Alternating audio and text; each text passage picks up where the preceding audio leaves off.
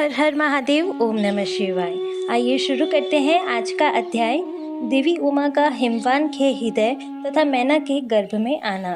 गर्भस्था देवी का देवताओं द्वारा स्तवन, उनका दिव्य रूप में प्रादुर्भाव, माता मैना से बातचीत तथा नवजात कन्या के रूप में परिवर्तित होना।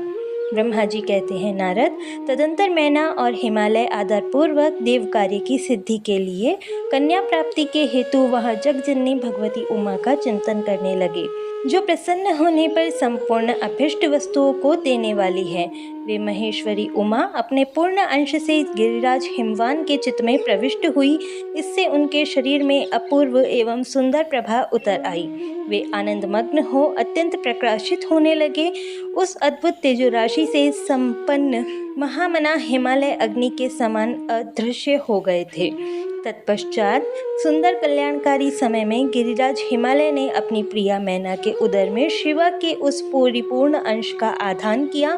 इस तरह गिरिराज की पत्नी मैना ने हिमवान के हृदय में विराजमान करुणा निधान देवी की कृपा से सुखदायक गर्भ धारण किया। संपूर्ण जगत की निवासभूता देवी के गर्भ में आने से गिरि प्रिया मैना सदा तेजोमंडल के बीच में स्थित होकर अधिक शोभा पाने लगी। अपनी प्रिया शुभांगी मैना को देखकर गिरिराज हिमवान बड़ी प्रसन्नता का अनुभव करने लगे। गर्भ में जगदम्बा के आ जाने से वे महान तेज से संपन्न हो गई थीं।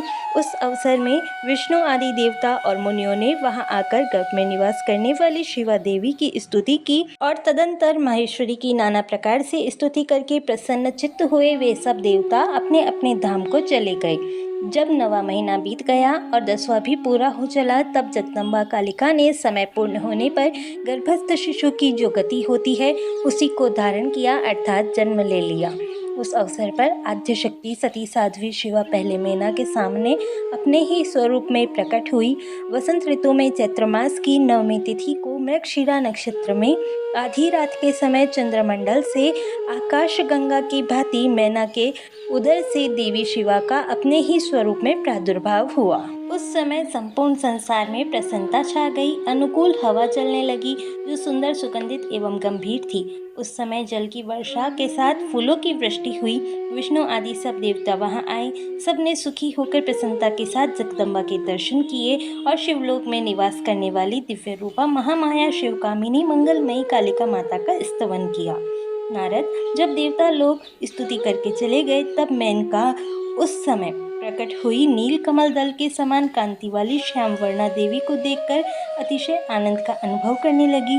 देवी के उस दिव्य रूप का दर्शन करके गिरि प्रिया मैना को ज्ञान प्राप्त हो गया। वे उन्हें परमेश्वरी समझकर अत्यंत हर्ष से उल्लसित हो उठी और संतोष पूर्वक बोली। मैना ने कहा, जगदम्बे महेश्वरी, आपने बड़ी कृपा की जो मेरे सामने प्रकट हुई। अंबिके, आपकी बड़ी शोभा हो रही है। शिवे, आप संपूर्ण शक्तियों में आद्य शक्ति तथा तीनों लोकों की जननी हैं।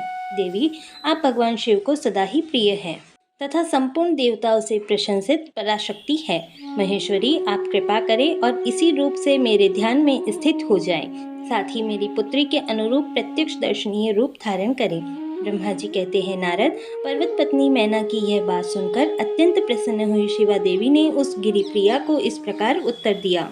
ब्रह्मा जी कहते हैं, नारद, पर्वत पत्नी मैना की यह बात सुनकर अत्यंत प्रसन्न हुई शिवा देवी ने उस गिरिप्रिया को इस प्रकार उत्तर दिया। देवी बोली, मैना, तुमने पहले तत्परता पूर्वक मेरी बड़ी सेवा की थी।